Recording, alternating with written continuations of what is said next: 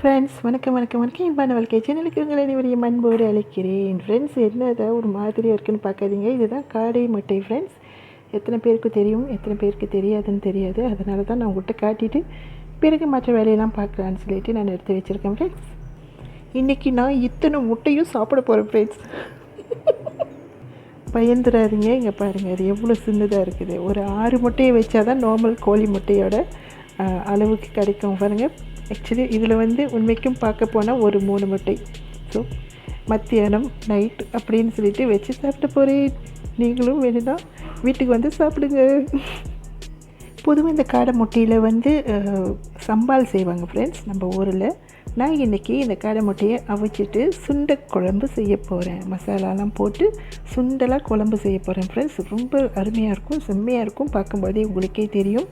அதுக்காக இப்போ நான் அந்த காடை முட்டையை தண்ணியில் போட்டு வேக வச்சுக்க போகிறேன் ஃப்ரெண்ட்ஸ். காடை முட்டையும் உருளைக்கிழங்கையும் எடுத்து வச்சுருக்கேன். இது ரெண்டையும் நான் தண்ணியில் போட்டு நல்லா வேக வச்சுக்க போகிறேன். அதுக்கு நான் ஒரு பானையில் கொஞ்சமாக நீர் எடுத்து வச்சுக்கிட்டு அதில் கொஞ்சம் உப்பு சேர்த்துக்கிறேன் ஃப்ரெண்ட்ஸ். அப்புறம் ஒரு 3 சின்ன சைஸில் உருளைக்கிழங்கு நான் வாஷ் பண்ணி எடுத்து வச்சுருக்கேன். இதில் போட்டுக்க போகிறேன். தண்ணீர் குறைவாக இருக்குது, நான் நிறைய ஊற்றிக்கிறேன் ஃப்ரெண்ட்ஸ். கொஞ்சம் அடுத்ததாக நான் இந்த காடை முட்டைகளையும் நான் இதிலே சேர்த்துக்கிறேன் ஃப்ரெண்ட்ஸ். ஒன்றா பயமாக இருக்குது, வெடிச்சிருமான்ல ஒடிஞ்சிருமான்னு சொல்லிட்டு எல்லாத்தையும் போட்டுக்கலாம். இந்த முட்டையில் ஒரு முட்டை மட்டும் மிதக்குது ஃப்ரெண்ட்ஸ். முட்டை இந்த மாதிரி மிதக்கக்கூடாது. மிதக்கிட்டு வந்துச்சுன்னா அது பழைய முட்டைன்னு சொல்லுவாங்க. ஸோ நான் எடுத்துடுறேன். இது வேண்டாம். மற்றதெல்லாம் ஓகே, நல்லாயிருக்கு. இது வரட்டும் ஃப்ரெண்ட்ஸ். அது வரைக்கும் இந்த சமையலுக்கு உண்டான மற்ற திங்ஸை நான் ரெடி பண்ணிவிட்டு உங்கள்கிட்ட காட்டுவேன் ஃப்ரெண்ட்ஸ். நான் முட்டை வெந்துட்டோன்னே அதோடய தோலை எடுத்துகிட்டு உருளைக்கிழங்கையும் தோலை உரித்து எடுத்துகிட்டு நான் இந்த மாதிரி எடுத்து வச்சுக்கிட்டேன் ஃப்ரெண்ட்ஸ். அடுத்ததாக மற்ற பொருட்களையும் நான் ரெடி பண்ணி வச்சுட்டேன். சமைக்க போகிறதுக்கு முன்பதாக மசாலாவையும் ரெடி பண்ணிக்கலாம் ஃப்ரெண்ட்ஸ்.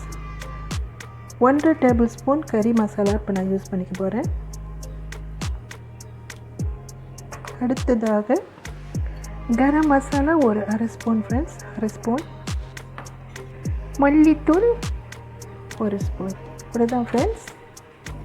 ஓகே, சட்டி சூடேறிடுச்சு. கடுகு தாளிப்பு வெடித்து வரும்பொழுது பட்டை பூ போட்டுக்கலாம் ஃப்ரெண்ட்ஸ். பட்டை பூ, அதோடு இஞ்சி பூண்டு வெடித்தது நீங்கள் அரைச்சும் போட்டுக்கலாம். ஆரம்பமே தாறு மரம் வெடிக்குது ஃப்ரெண்ட்ஸ், தெரிக்குது. அடுத்ததாக வெங்காயம், வெட்டி வச்ச வெங்காயம். நான் ஒரு முழு வெங்காயத்தை வெட்டி வச்சுருக்கேன் ஃப்ரெண்ட்ஸ். அதை அப்படியே சேர்த்துக்கிறேன்.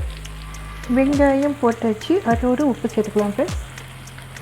வெங்காயம் நல்லா வதங்கினதும் மிக்ஸ் பண்ணி வச்சு மசாலா பொடியை சேர்த்துக்கலாம் ஃப்ரெண்ட்ஸ். இதையும் நல்லா வதக்கிக்கலாம்.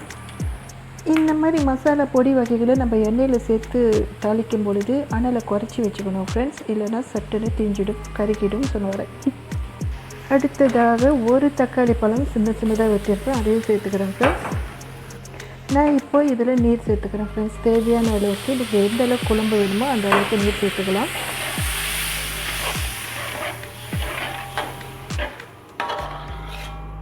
ஓகே, இது நல்லா கொதித்து சுண்டி வரட்டும். இதோடு நான் லெமன் கிராஸ் 1 தட்டி சேர்த்துருக்கேன் ஃப்ரெண்ட்ஸ். இந்த மாதிரி 1 தட்டி எடுத்து வச்சுருக்கேன், இதில் சேர்த்துக்கிறேன். மிளகாய் தூளை நீங்கள் எண்ணெயில் கொஞ்சம் வறுத்துக்கணும், அதாவது வதக்கிக்கணும் ஃப்ரெண்ட்ஸ். ஓவராக வதக்கிடக்கூடாது, தீஞ்சிரும். இந்த மாதிரி ஒரு டார்க் ரெட் கலர் வர்ற முடிக்கு கரெக்டாக நீங்கள் அனல் குறைச்சி வச்சு வறுத்துக்கணும். அப்போ தான் இந்த உணர்கிறது இந்த சமையல் செம்மையாக இருக்கும். இந்த குழம்பு கொதிச்சுட்டு இருக்கும் பொழுது இந்த ஸ்டேஜில் நான் வெட்டி வச்ச அந்த குறுக்கா புளின்னு சொல்லுவாங்க இல்லைங்களா, அது ஒரு சின்ன ஸ்லைஸ் நான் சேர்த்துக்கிறேன் ஃப்ரெண்ட்ஸ். புளிப்பு டேஸ்ட்டுக்காக நான் புளி யூஸ் பண்ண மாட்டேன். மோஸ்ட்லி புளிக்கு சம்மந்தமான ஒரு சமையல் இருந்தாலேயே மற்ற சமையலில் நான் புளி சேர்த்துக்க மாட்டேன். புளி வைட்டமின்ஸை பேர்ன் பண்ணிடும், அதனால் நான் சேர்த்துக்க மாட்டேன். அடுத்ததாக வேக வச்சு உருளைக்கிழங்கு போட்டுட்டு கொஞ்ச நேரம் கொதிக்க விடுவோம் ஃப்ரெண்ட்ஸ். நம்ம இந்த மசாலா குழம்பு அந்த உருளைக்கிழங்குக்குள்ளாக நல்லா எக்ஸர்வ் பண்ணும். அதுக்காக தான் நான் இப்போது மல்லி இலை சேர்த்துக்க போகிறேன் ஃப்ரெண்ட்ஸ். மல்லி இலை ஒரு 2 மினிட்ஸ் உருளைக்கிழங்கு அதோடு வேக வச்சுட்டு அடுத்ததாக லாஸ்ட்டாக காடை முட்டையை சேர்த்துக்கலாம். ஓகே, இவ்வளோ தான் ஃப்ரெண்ட்ஸ். இதை நான் பிளேட் பண்ணிவிட்டு விட்டு காட்டுறேன்.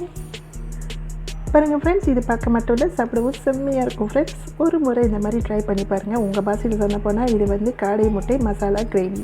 ஓகேங்களா? இந்த சமையல் உங்களுக்கு பிடிச்சிருந்துச்சு, அப்புறம் இந்த வீடியோ உங்களுக்கு பிடிச்சிருந்துச்சுன்னா, உங்களுக்கு புது விதமான சமையல் உங்களுக்கு ஃபோனுக்கு நோட்டிஃபிகேஷன் வரணும்னா இந்த சேனலை சப்ஸ்கிரைப் பண்ணிவிட்டு பெல் ஐக்கான் தட்டி உள்ளே வச்சுக்கோங்க ஃப்ரெண்ட்ஸ். தேங்க்யூ ஃபார் வாட்சிங் ஃப்ரெண்ட்ஸ். தேங்க்யூ. பாய்.